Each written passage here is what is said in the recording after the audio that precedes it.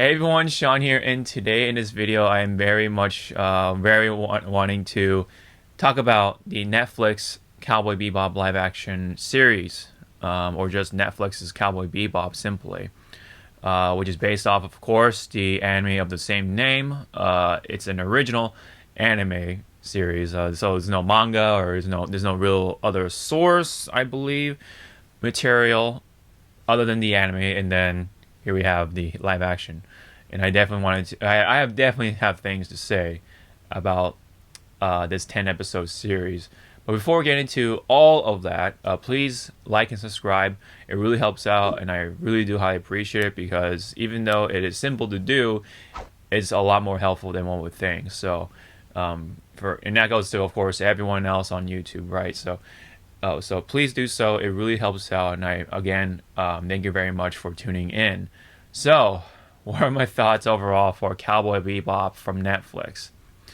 If I were to sum it up in one sentence or two, I think it wasn't a complete disaster, but it was rough to get through. And there are a lot of things that are rough about it that, of course, would make it important to make an effective and good and engaging series, just like anything else. But this Cowboy Bebop adaptation, it's suffering from so many problems that are very much important to make it that sort of good series. I mean, where to begin, right? But this is something that even with ironing your expectations, this is and this is coming from me who has watched Cowboy Bebop back in the day.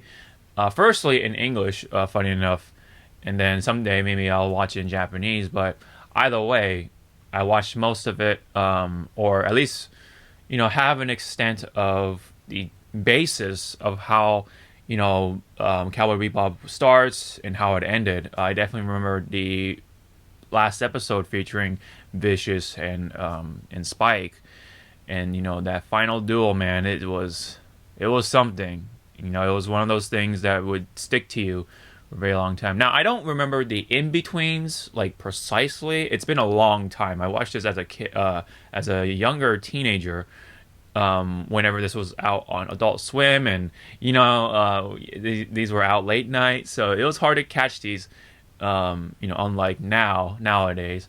But Cowboy Bebop is definitely one of the most memorable anime, like, of all time.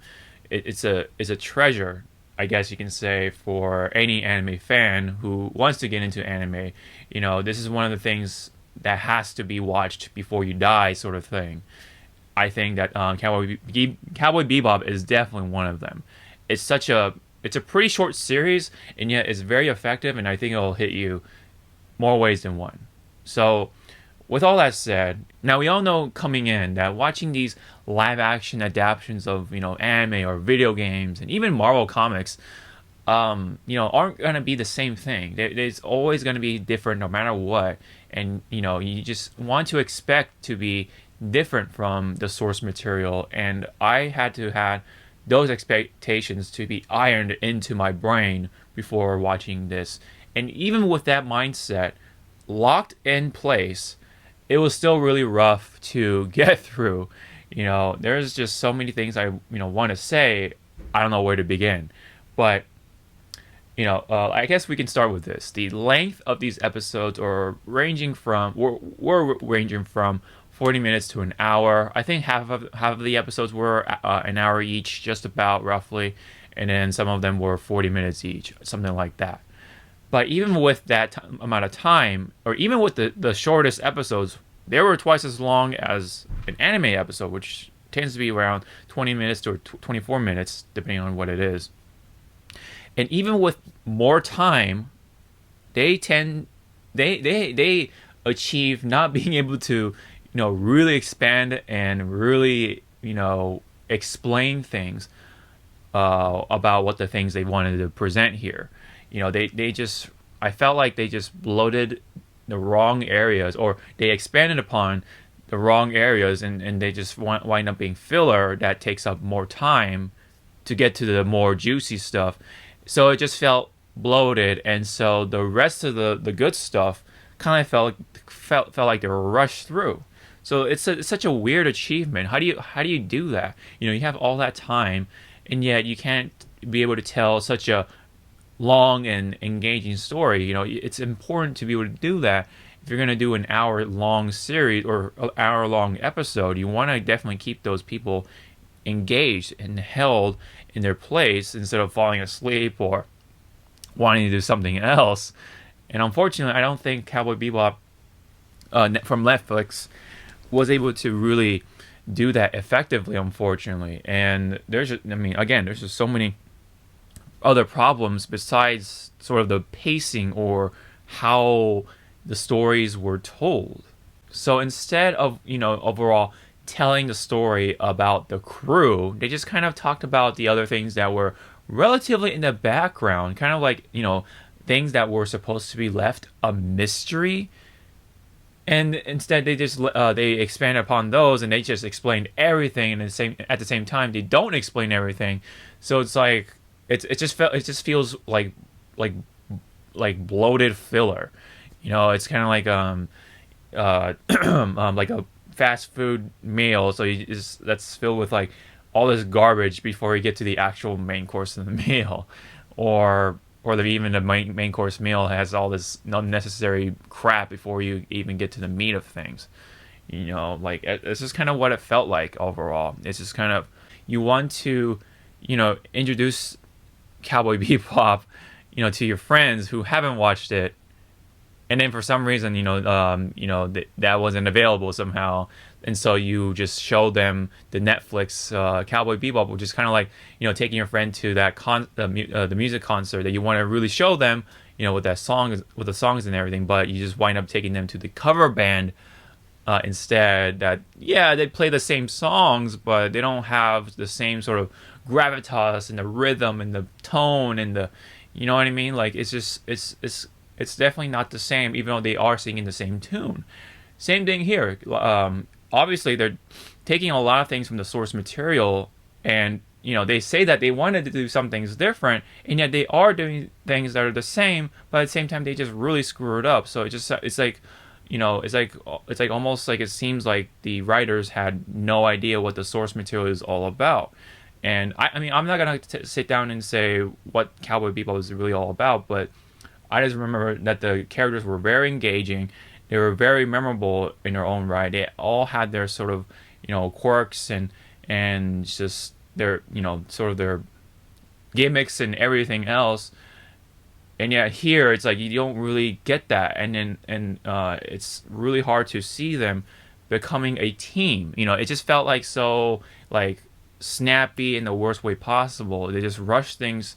They just rush these things through, and yet they take too much time telling these other stories that don't really add up to too much about the main characters at hand. For example, the Syndicate wasn't really talked about in Cowboy Bebop's the anime, but here it's such, they really built the story around that instead of telling a story about the space cowboys and girls, I guess. But which is Spike Spiegel's crew, the Bebop crew.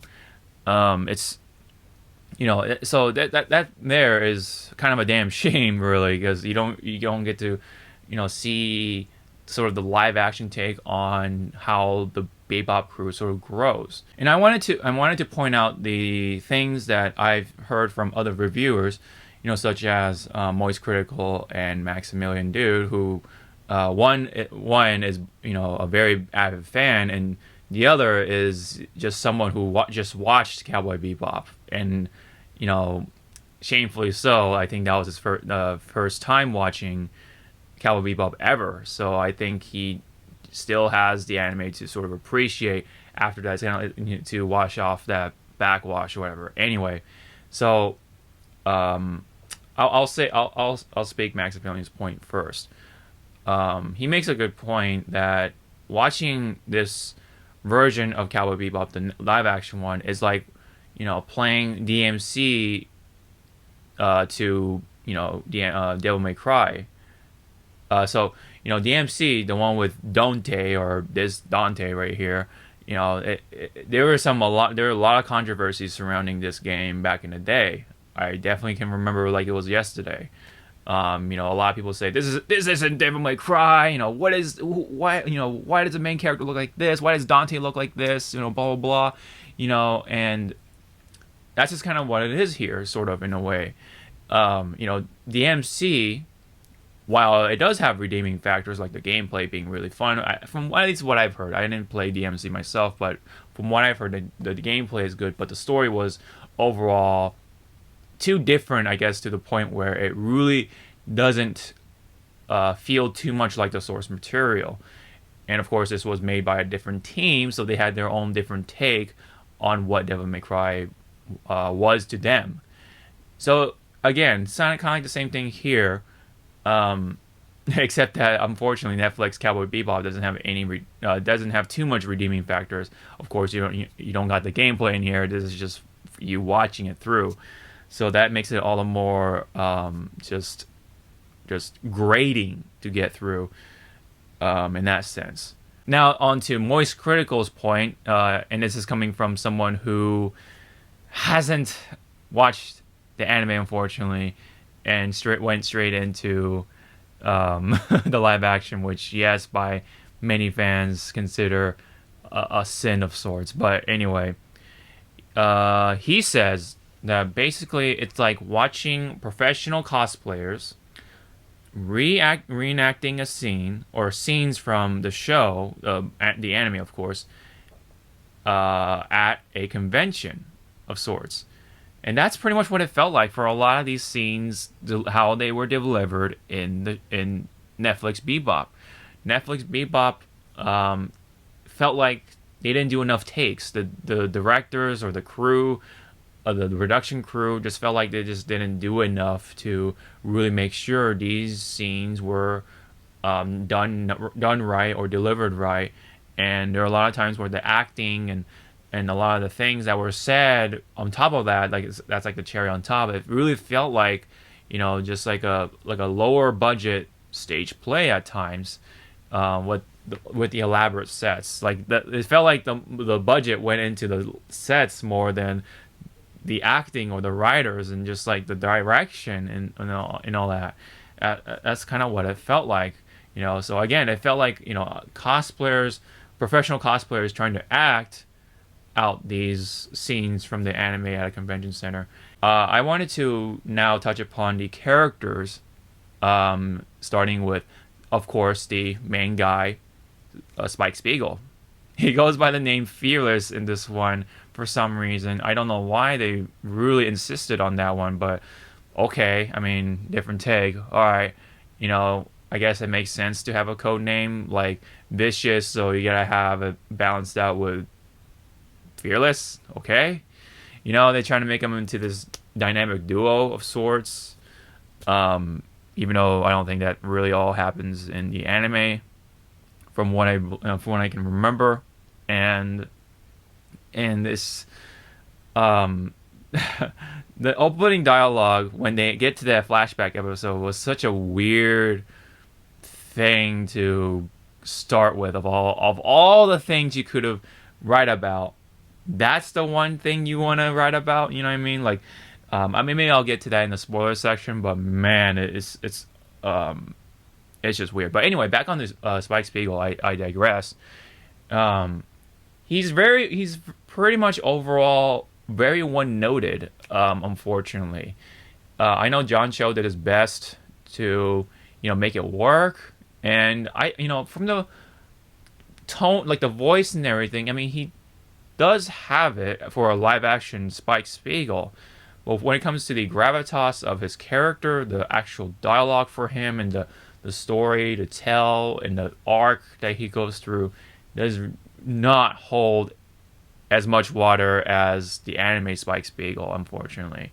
He just here on the Netflix one, he just sounds mopey most of the time. He does have his happy moments and laid back moments or whatever. I mean, Spike Spiegel is known to be, laid back, carefree, that sort of guy. And here, you don't really catch much of that. He just looks mopey. You can tell. You can kind of tell that he's hiding something. He has a dark past, and he's just thinking about it the entire time.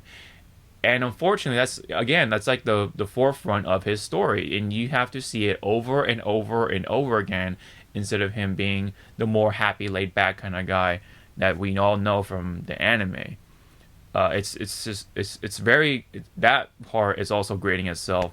It's like we get it, we get that he has a dark past, but and first off, that's literally what the opening was like. The first episode or part of the episode, I think, or at least one of the early parts, they literally tell you right away, oh, Spike has this sort of dark past.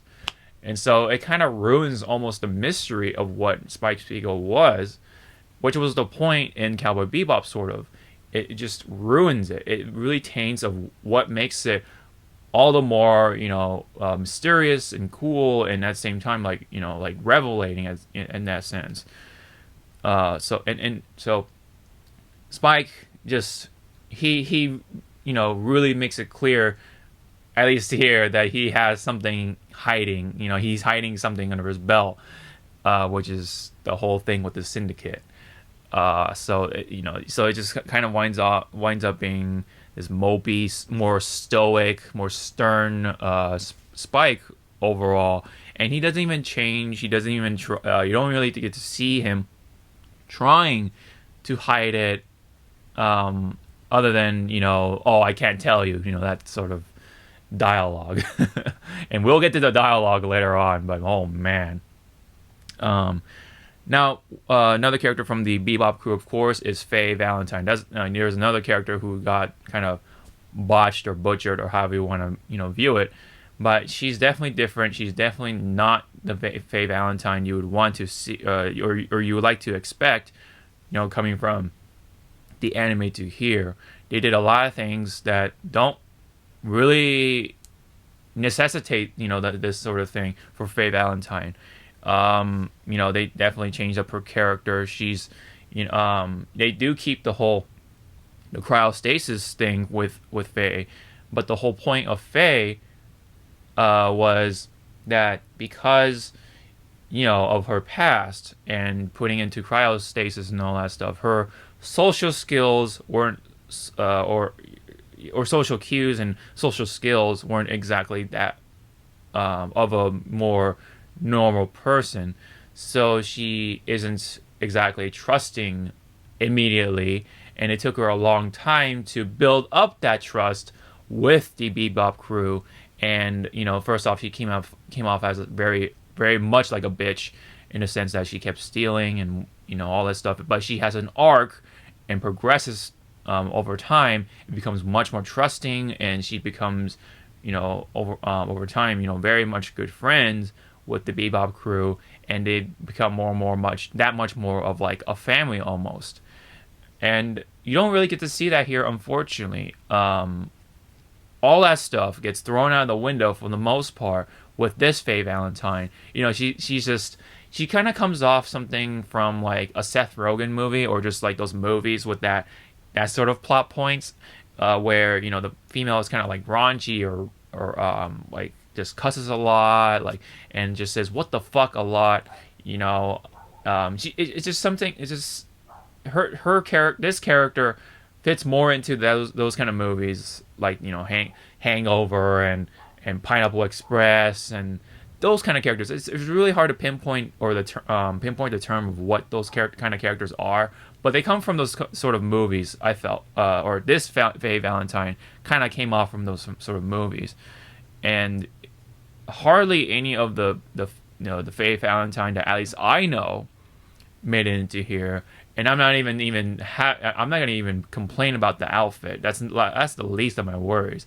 And that was the thing that a lot of people were worried about, of all the things.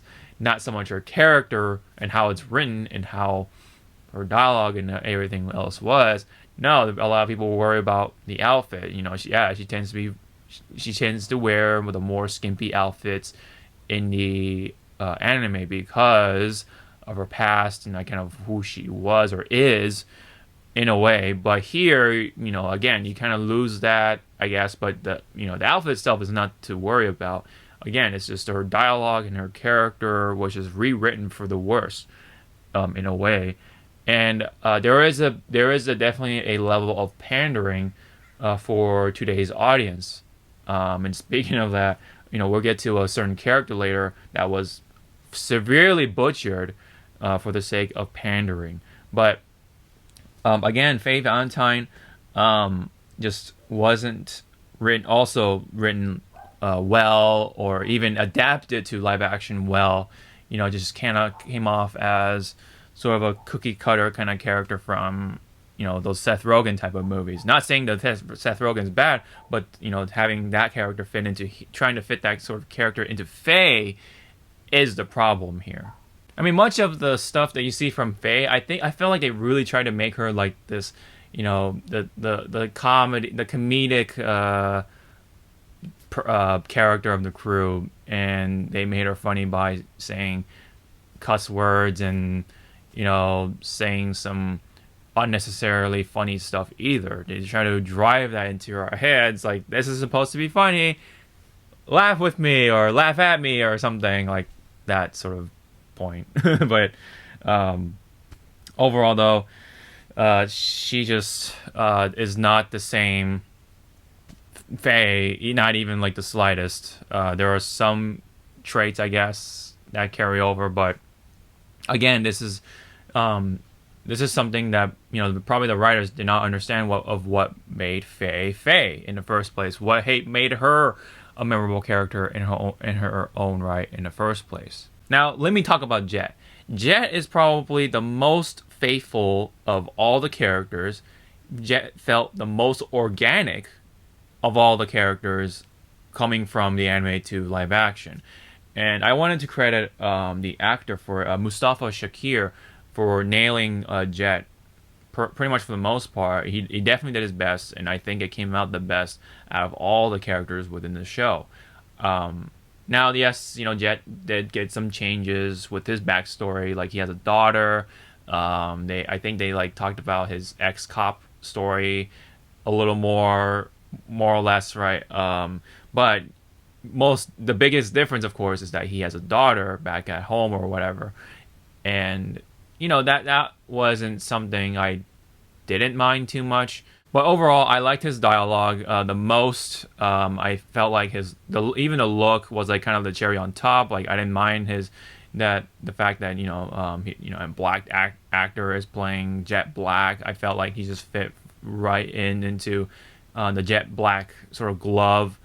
Yes, in the anime he tends to have lighter skin and may come off as somewhat more Middle Eastern, maybe. I'm not too sure.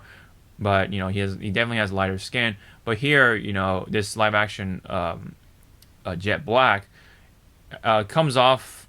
He came out great. I mean, I felt in comparison to Spike and Faye. If we're gonna just solely talk about the Bebop crew, but I think even then, like, out of all the characters, I actually really liked Jet Black the most out of all the characters.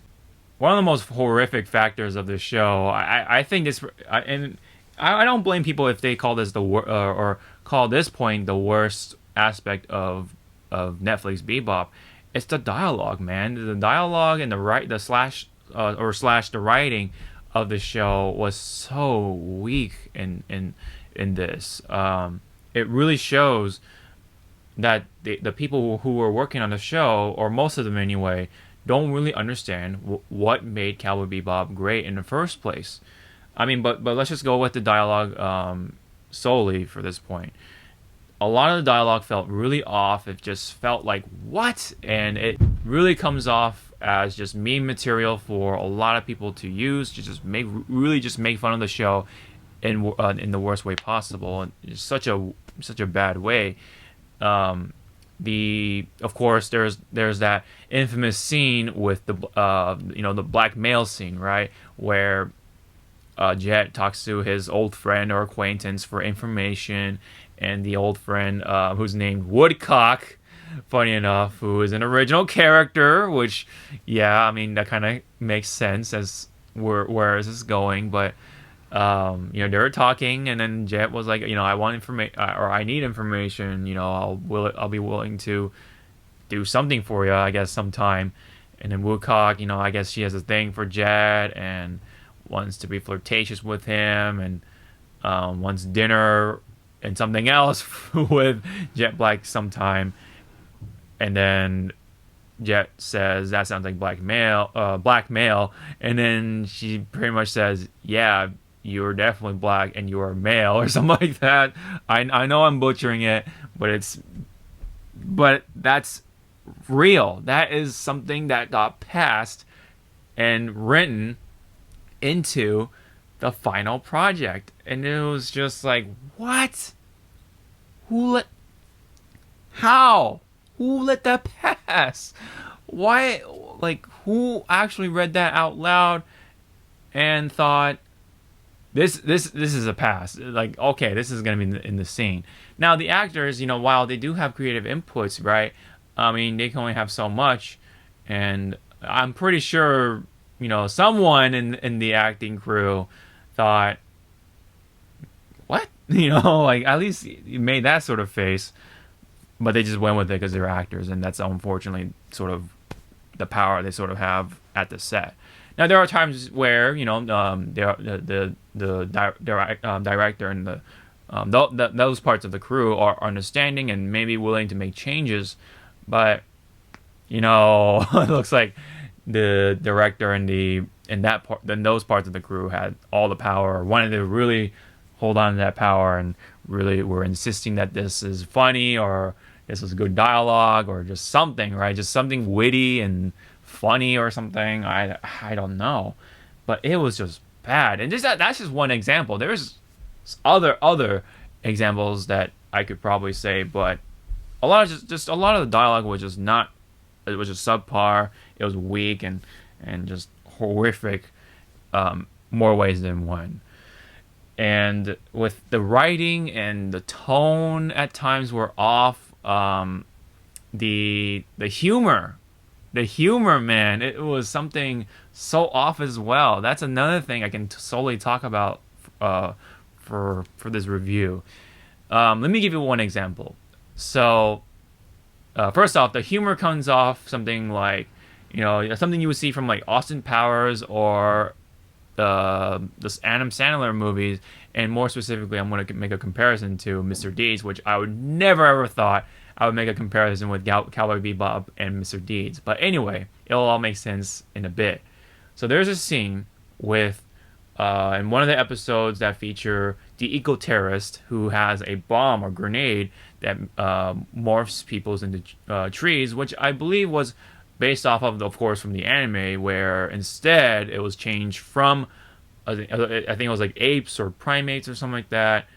But they changed that into trees because I guess I can kind of see the controversies that would come out from this whole thing. But anyway, in the live action one, there's a bomb that makes people into trees, right? And there's a news anchor that was reading that, on the television screen within the show.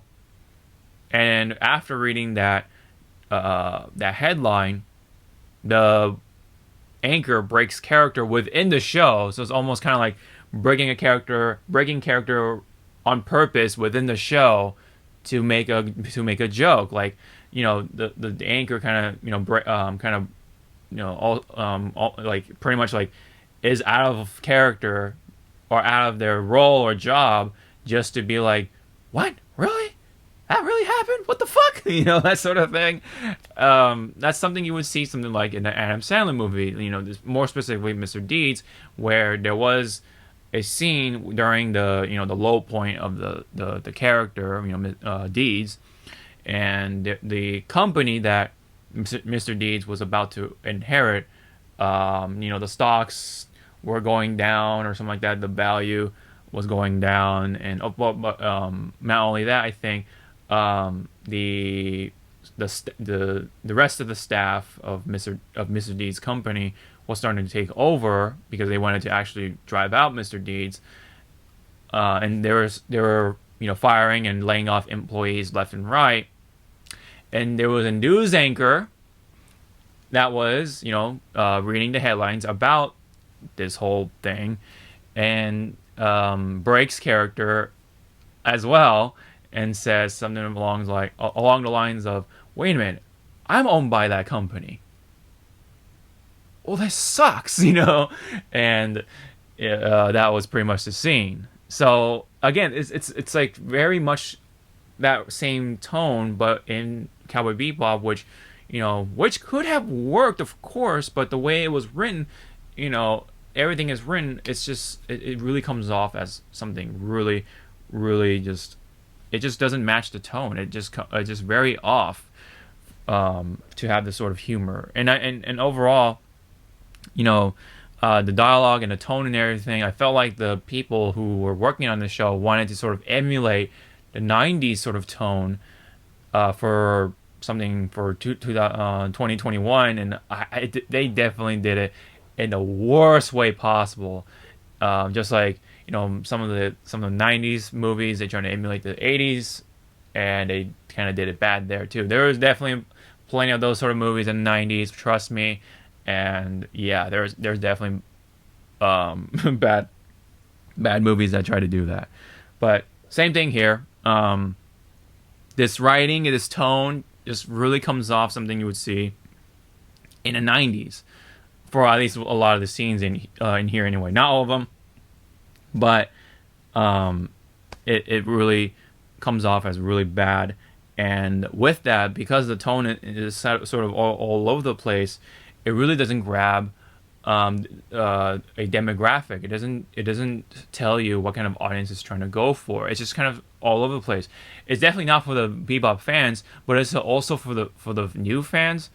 I mean, not so much, right? Because the quality of the writing is just so off that a lot of people are just gonna kind of tilt their heads, be like, what's going on, and because of what the dialogue that has been placed here, especially with the blackmail scene and like the news scene and just other things, it's just and there's plenty of other scenes. There's plenty of other scenes that do really give off like just awkward vibes that I don't know. It definitely bothers me for sure. Now, I wanted to point out other characters that were in the show as well, of course, with Vicious and Julia. Vicious and Julia were much more expanded upon in here, but unfortunately, again, they were done in a bad way.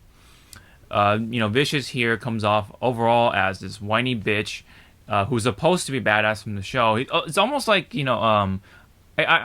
call me cheesy for making this comparison, but Vicious comes off to me as like kind of a Godzilla type of character. He's menacing, he's badass, he's a threat in this universe in a way. In the anime, you don't really get to see him much, but at the same time, but when you do see him, you immediately know he's a badass. He's just threat to the galaxy or universe, and and Vicious is memorable in those sort of rights. And here, though, unfortunately, you don't really get that vibe. He just comes off as just a struggling dude who is trying to grab power, and so he just comes off as a crying, mopey little whiny bitch overall. In comparison to the anime Vicious, he's Vicious is vicious in the anime, but Vicious is kind of just. Yeah, I mean, in the Netflix one, and I made this comparison earlier before I recorded this, but I can't help but think, the actor's face when he's wearing the wig for, or maybe it's just his hair, but with the white dye or whatever. If it's a wig, then whatever. But when he has that white hair, and combined with his face, I cannot help but think that it's just Lord Farquaad from Shrek trying to cosplay as Vicious, or not Vicious, fucking Dante from Devil May Cry. That's just kind of what I get from which adds to the more of that whole cosplay feel overall with this show. I mean, the if you compare the wig to, or the hair to Vicious's hair in the anime, they're very much different. Of course, it's an anime, but you could at least try to add more volume to make it more something else to balance out, the actor. I forget his name, but he played Translucent from The Boys. His face tends to be very strong, very masculine, so he has a very strong jawline. And if you don't have a way to balance out that with at least with his hair, then it's really gonna come off as just cartoony or just really goofy and off. And people like me are gonna make a comparison with Farquaad and this Vicious, unfortunately. And this just kind of comes off that way. I mean, the actor himself is he definitely does not look bad by any means, and I'm not trying to make fun of him or anything like that. But with that wig on, or with that hairdo, I just can't help but see that image in my mind. So the costume design definitely needed work in that department. The hair, and try to balance out his face with it in a way. If you compare it with the other Vicious, it's very much night and day almost. Early on, I did make the another comparison with Cedric Malfoy or something like that. I think that's what his name was. He was Draco Malfoy's dad. So I call him Discount Malfoy for this one too, because the way he talks in the show, or the live action show, it really gives off that sort of vibe. So I kind of see him as Discount Malfoy, as well as Farquaad trying to cosplay as Dante from Devil May Cry. So, man, I just can't help it. I'm sorry, but I cannot help but make that comparison. It's too much in my face almost.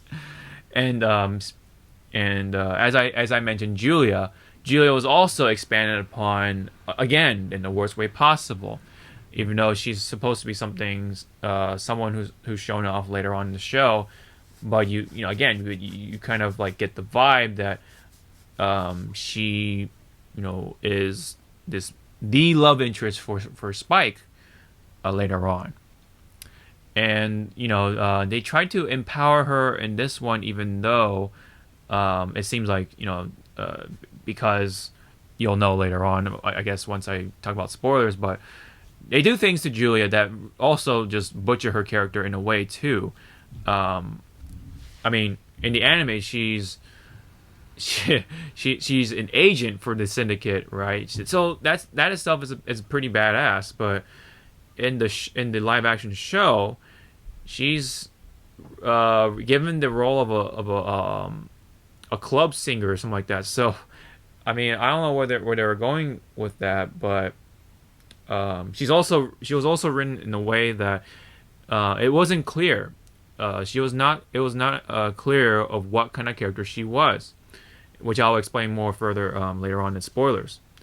So pretty much all the important characters I mentioned here, for the most part, were just either butchered or just done in a really bad way. And of course, the only exception is Jet. Jet Black definitely, again, he felt the most organic out of all the main characters or major characters. There is one character I do want to mention here, and from the show, the anime to here, and that's Gren or Grenica. Gren is someone who went through quite a bit in the backstory in the anime, and he, in his own right, he is very powerful as well. He had his ties with Vicious, and in his own right, he's just as powerful, I think, as Spike in terms of how much of a fighter he is. But here, in the anime, he goes through a backstory of being tortured and being experimented with hormones and stuff like that. So that's why Ren, while male, he tends to have more of a female, or has feminine features, but as a result of having a lot of hormones injected into him. So the body, of course, had some sort of reaction to that, and it messed up his body in a way. So that's the character he sort of was. But in the live action show, he just kind of got made into a trans character stereotype. So I just I couldn't buy that. I also felt that was a little off as well. I mean, if there is going to be a season 2, I mean, I guess let's hope that they'll explain more about that with Gren. But for now, he just reduced to a hostess when Grenica is supposed to be like also like an agent or cowboy or bounty hunter or something like that. But here, I mean, yes, the hostess knows how to fight apparently because guns and whatever. But Grenica is a trans hostess for right now, and that's all there is to it. That's Gren for you. Gren is very much a badass in the show himself in his own right. Now let's talk about the other aspects of the show. The bounties, very very much important in Cowboy Bebop, the anime. Netflix Bebop pretty much had these as an afterthought. They were kind of just there just because, yay, that's what makes a bounty hunter show, right? This is what makes a space western, But the bounties were supposed to be pretty important too. It kind of helps the crew learn something from all these things, and it felt like there weren't a whole lot of bounties in the show. Not a whole lot has happened with them, and they're kind of just there at that point. Of course, the very first episode featured, I believe, the Red Eye crew, or the Red Eye duo, I'm going to call them, with the husband and the wife. And they do keep the fact that, she was keeping the Red Eye or something like that, I think. But anyway, they didn't really do a whole lot with this with these characters. They just kind of like, literally, Spike met the wife, and then they were running away. They get to an airport, and they shot him up, or someone got shot up, and that's it. There's no like, what I mean? Like, there's nothing really much to go off of. That's all I can, all I saw from that episode. There's really not much from it. It's like, oh well, there goes our bounty. But I mean, yeah, I mean, you get some you get some essence from between Spike and the wife or the girlfriend or whatever, before she got herself shot up and everything. But overall, though, I mean, they didn't really do much with the bounties. I mean, and on top of the fact that they didn't really do a whole lot of them within the 10 episodes, unfortunately. I mean, again, this all comes from the bloating of the unnecessary areas instead of focusing on the important aspects of the show. So, the crew, and the bounties, right? But instead they had to focus on like the background stuff, like the syndicate, for example, right? They threw in those things just to, I don't know, try to be different or something, but it definitely did not work here. On top of all that. Now, like I said before in the very beginning, it wasn't a complete disaster, and here there were some redeeming factors a little bit, right? There were some good parts of this adaptation of Cowboy Bebop, and the first couple of episodes were all right, and so my first impressions came off as all right. So I thought hopefully was kind of what was going to be for the rest of the show, but unfortunately it kind of just came crashing down. But let me talk about some of the good parts though. The actual production of the show was pretty good to decent to pretty good. The ships, the sets, and some of the technical factors of the show were good. I mean, they look great.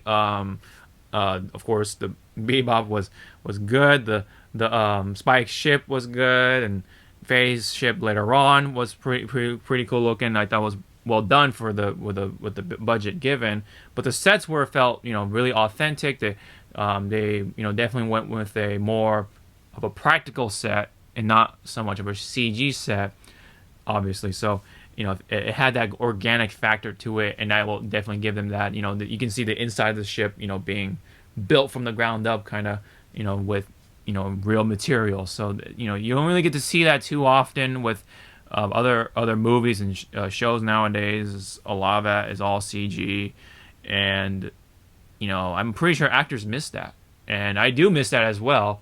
And seeing that here, it really gives off that organic feel to it. You really get the sense that they're in space, they're in the ship with the crew together as a group or team of sorts, to some extent, in a more physical sense. But overall, the sets and the ships and everything were actually really awesome, which also do play a big part of the show as well. So at least they got those there. Now, these fight scenes some of the fight scenes were pretty cool, or the shooting scenes were pretty cool.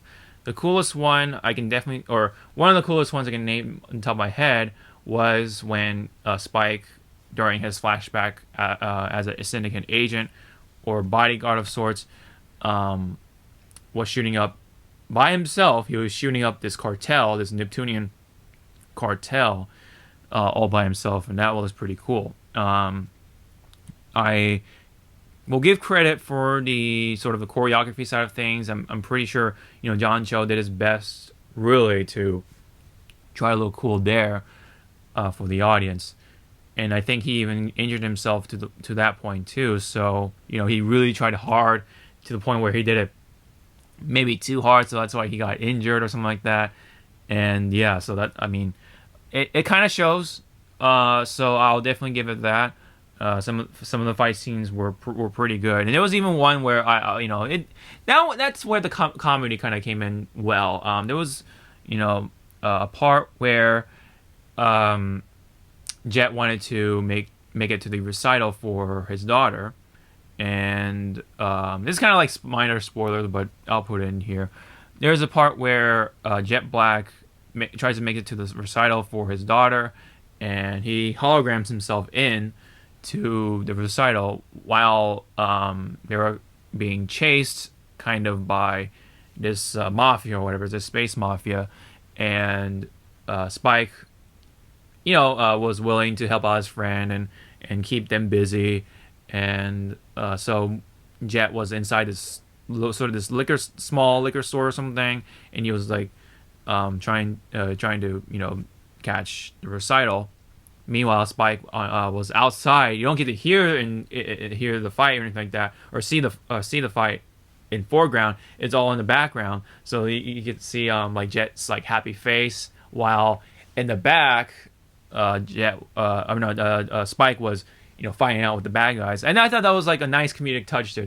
Those were some of the parts I did like. I thought that worked. It makes sense and it's naturally funny. Now, unfortunately, when it comes to the production side of things, there are still things to complain about there, too. Some of the effects were kind of botched. One of the early parts of the show, I noticed someone got shot in the head, and you could definitely tell that the gunshot wound on the head wasn't added in post, so it's like this digital artifact or asset. And you can definitely kind of see the tracking, when the head falls back, and you can kind of see the gunshot wound tracking with that. As a video editor who has kind of dealt with that stuff in the past, it was like it stuck out to me that much harder. So it was something I noticed right away. So I'm like, oh, the effects are kind of botched here. So there were other examples too where that was kind of the case too. Some of the gunshot wounds were added in post and kind of did it subparly. There was also one part that was kind of bothering me. This is kind of a not minor thing too, but it was bothering me quite a bit. And there was a scene where this con artist acts like Faye's mother, and she was showing a recipe for at least Spike and Jet of these bell pepper dumplings. And it pretty much kind of like that part was like super stage play. Like she was only pretending to be cooking the thing. You don't get to see the food really, and then she pretends to give the food to Spike and Jet. And for the most part, you can definitely kind of tell they're pretending to be eating this food, like again, like almost like stage play. It was so weird to see that in the show, and you get to see that more in the background. Like So it was bothering me, and I was kind of like trying to, you pay my attention back to Faye and the con artist. So it was hard to go back and forth with it because it was bothering me that much, But but it should be one of those like minor things. But I don't know, it just stuck out to me so hard. And again, these things do happen throughout the show. Like these things that do on the surface are little, but in the grand scheme of things, they're pretty bad. So it's gonna like wind up in your head like pretty badly. So it'll bother you throughout your experience with this show. And there were some other good moments in there too with Netflix Bebop where you have the scar scene with Faye and Spike, where they're trying to one up each other by showing off their scars. Like, oh, I got this scar from this cowboy, or not from this bounty. I got this scar from Billy the Kid, or something like. I'm just making up names, but hypothetically speaking, oh, I got this scar from One-Eyed Joe or something. That kind of thing. And I thought that was cute. It was kind of cool to see them sort of bond in a way. They try to be competitive with each other, sort of. I thought that was kind of cute. There was also, I'm looking at my notes here. There was also a scene with the bowling, and it was kind of like more bonding time. Of course, Jet is kind of like the dad, and Spike and Faye are kind of like brother and sister, sort of, in a way, I guess you can say. And there was the birthday scene, of course. That birthday scene was during sort of Faye's episode, for reasons I don't want to explain too much, but there was a birthday scene for her, and I thought that part was cute too. Those things I do appreciate. There are still some things to appreciate about from Netflix Bebop, even though it is overwhelmed by a lot of the bad things. So again, it's not a complete disaster, but it was still really rough. And let me wrap it up with my favorite episode. It was the film noir episode, funny enough. But even then, that episode there was also butchered, from the anime anyway. So, going from anime to here, they make some unnecessary changes and stuff like that. And even with all that said, I mean, it was still my favorite episode, funny enough. But which featured, Jet Black wearing the sort of that like 1920s cop outfit. Almost, and he has the hat and everything, the suit, and the sort of that sepia tone, the music and everything kind of give off that noir film noir sort of feel, that. So I thought that was kind of cool, for the show. But even there, it was pretty butchered in a bad way. So overall, again, this show was super rough to get through. Even with the mindset that, yes, the live action will never live up to the gravitas and all the things that people loved about the anime. And so, but even with that, it was still pretty bad. It was kind of hard to get through at times. So, but with all that said, I mean, there are still some good redeeming factors, like the sets and some of the fight scenes and some of the scenes as well. I think at that point, because they gone through most of the what you call the canon storyline. Now at this point, maybe they'll actually do their own thing. Maybe that's where it will shine. Season 2 will start to shine because they're doing their own thing, their own storyline. Maybe pull some more bounties from the show and then try to incorporate that into here. And maybe expand upon it, because the Syndicate is, I don't know, we're there for the most. I don't know, it's kind of hard to say. But if it does get a season 2, I'll check it out just for the sake of it and just see where it goes. It's definitely hard to say if it will get a season 2 lit at this point, but we'll see. But anyways, with all that said, it had its good moments, but was still overwhelmed by so many other bad ones. And so with that, I'm gonna give it a 5 out of 10. It's like right in the middle. It does have some good factors to it, but the other important bits of it were done wrong in the worst possible way. So that is Cowboy Bebop Netflix for you, or Netflix Bebop, I should say. But yeah, at this point, I'm gonna go into spoiler territory. There are some things I do want to talk about with you guys. But if you have any comments down below, if you don't want to get spoiled, please leave it down below. And don't forget to like and subscribe. And thank you very much. So we're gonna go into spoilers right now.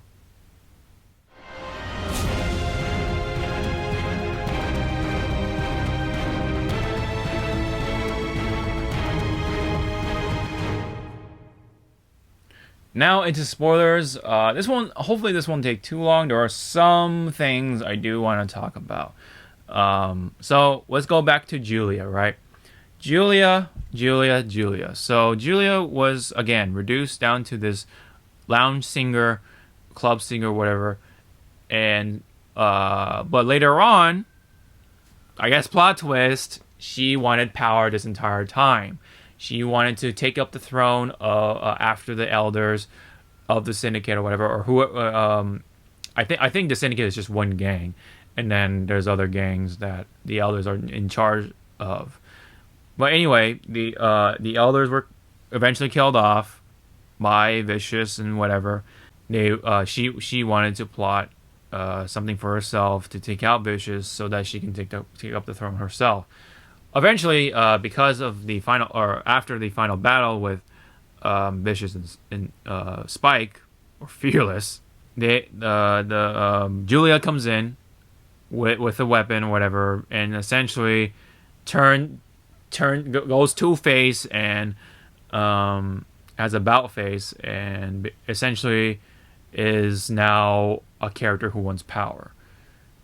See, I wish there was something there to connect that early on, right? Or at least explain things, right? Where, whereas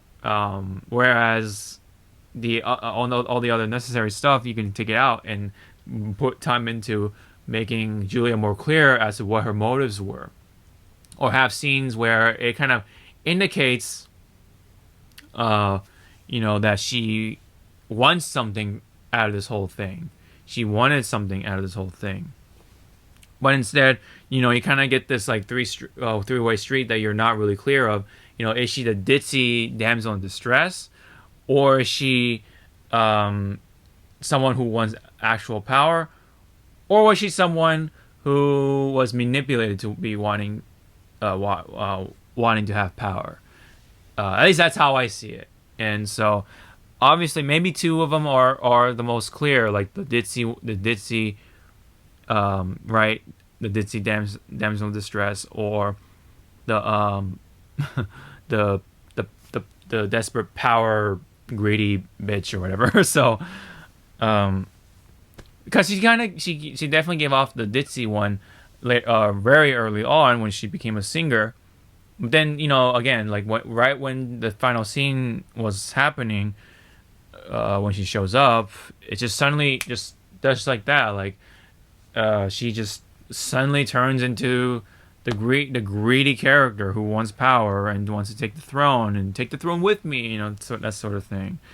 And but yeah, so it just wasn't very clear, to me anyway, at least. And one of the excuses, was that Spike made her this way. Like, Spike left her, and so if Spike came in early, she could have been rescued and wouldn't feel this way. But I guess she wanted to stay because she wanted power in the first place. So do you want to stay for more power, or do you want to be rescued? You know what I mean? Like, are you trying to make her the someone who was turned into, or was maybe like manipulating to want more power, or to get drunk of more power, or someone who wanted power in the first place? Like, was this all a plot, made by Julia to try to take the throne by herself or something like that? I don't know. I know I'm not like explaining at my best or anything like that, but that's just kind of how I felt. It's a mess, just like this whole thing. So that's kind of how I felt with this Julia here. They try to make her like this important main character, along with Spike, Faye, Jet, and everyone else, but I just felt like it didn't work that way. There were other things that were kind of wrong with the show, or I felt like were kind of off. She, and this is going back to Faye with her, slow building trust. Or from that was originally supposed to be there, but not with this Faye. This Faye, not only she was trusting immediately with the crew, but she also had sex with another female character in the show, which really, really nails the coffin as, for Faye's original character. She's supposed to be, again, not trusting until later on, as a way of her character arc goes.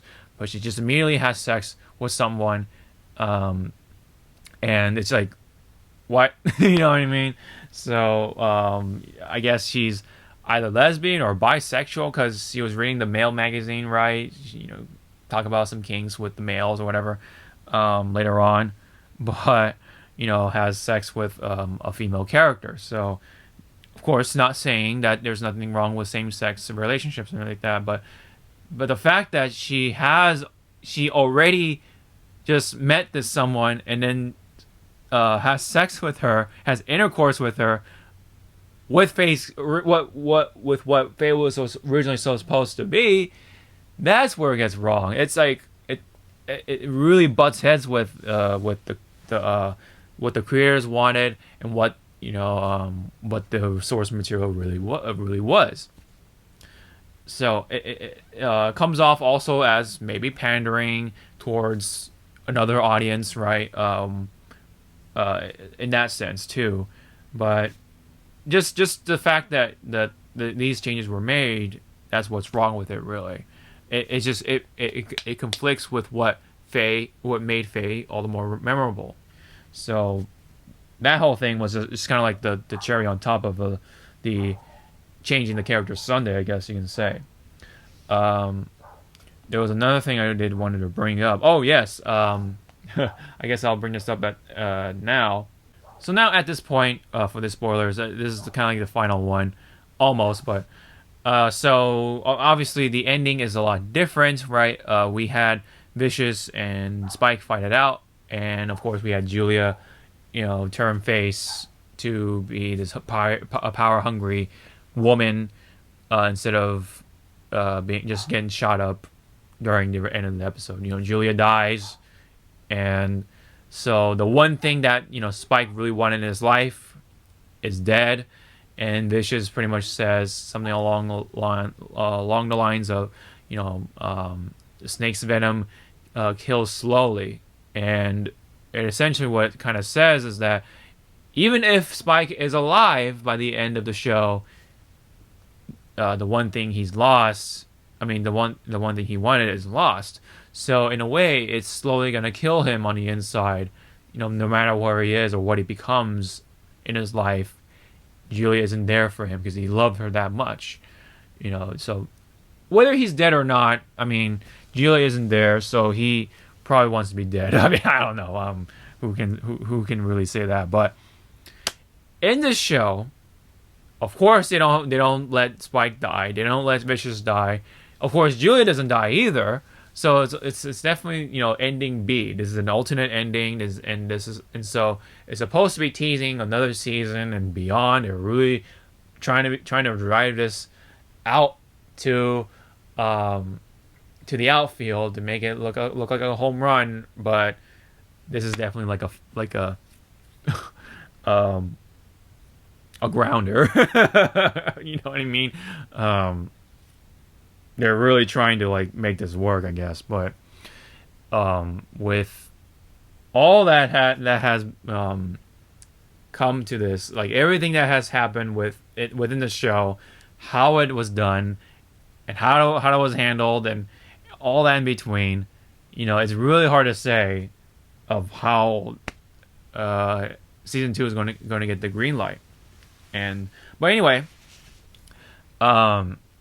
there is one other thing too. Of course, like I said, Spike somehow survives, even though he got shot out of the window. Woo, um, and now Faye, Jet, and Spike are kind of separate at this point because Jet wants to kill him for sort of like getting his daughter involved because Spike's past and not and having Spike sort of like telling who he was pretty much, and I guess now he hates him even though they kind of had a bit of a bonding or rebonding again in the car when they were trying to get the upper hand on Vicious to get Jet's daughter back, Kimmy, and and so that kind of doesn't make sense. But I guess I don't know at this point. I don't know. A lot of things don't make sense.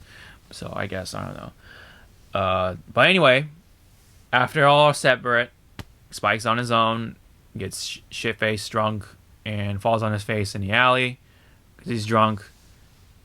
And then lo and behold, Edward shows up. Radical Edward shows up, and my God, everyone has said this at this point, it's pretty bad.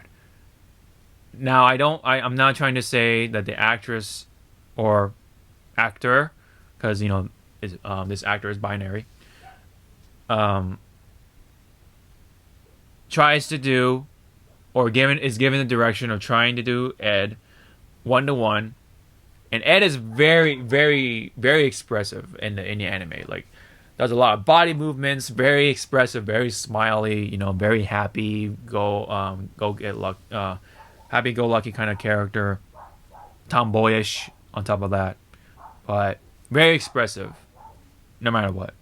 And this actor tried to emulate that, and it really comes off. It's just one of those solo examples where you can't translate everything from the anime into live action. There are some things you have to take away in order for the live action to work. Even Marvel movies go through this, and they try to incorporate other things to make it work for the live action, and then that's why they kind of work for the most part. But for Cowboy Bebop, they try to stick with it, and it doesn't work. It just comes off as super cringy. I'm sorry, but this is not working. So I hope they take that into consideration and pull back Ed a little bit and make her a little more grounded that way. But what was presented here, it was absolutely cringeworthy and actually cringy. Like like you're gonna just like actual cringe. So, but that's just kind of like the general consensus with everyone. So, I hope at this point, like, they take all the notes from the audience and try to incorporate that for season 2, if there is a season 2. So, especially with the fact that Ed is going to be in this season a lot more. So that's definitely going to make or break the experience, because Ed is going to be part of the crew. Essentially, the whole crew is going to be back together at some point, and we're going to have to see if Ed is going to be, tolerable to watch or not. But anyway, all that said, doesn't really change anything else that I feel about this show. Anyway, it's not a complete disaster, but it was still really rough. Even with the mindset that I put myself into, having to watch the anime from in the early days as a teenager on Adult Swim, and coming to here. So, oh boy, I mean, there was a lot to say about this whole thing, but I thought I'd give it the fair college try, and that's how it is, man. It makes me really worry about One Piece live action at this point. That's going to be all cartoony, all expressive. You know what I mean? Like, a lot of that is more going on. If it's like all the aspects of many of the aspects of Ed is One Piece. So, expressive, crazy, and cartoony, and how are they gonna handle that? Oh man, that's oh man, I gotta brace myself for that one. I feel really a lot more, because Cowboy Bebop is less of that, and then you have Ed. You know what I mean? But One Piece is, oh man, that makes me worried about that. So, anyways, that's all I got for Cowboy Bebop from Netflix, and my feels about it, and my review for it, plus spoilers. Thank you guys so much for those who stuck around for those spoilers. Again, I really appreciate it if you guys can like and subscribe, hit the bell to notify all. Really helps out, and I do appreciate it. So again, it's a 5 out of 10 from me, and that's just that. It happened. So, Cowboy Bebop on Netflix. I wonder where this is gonna go. Alright, thank you so much. I'll see you guys in the next one. Sean out.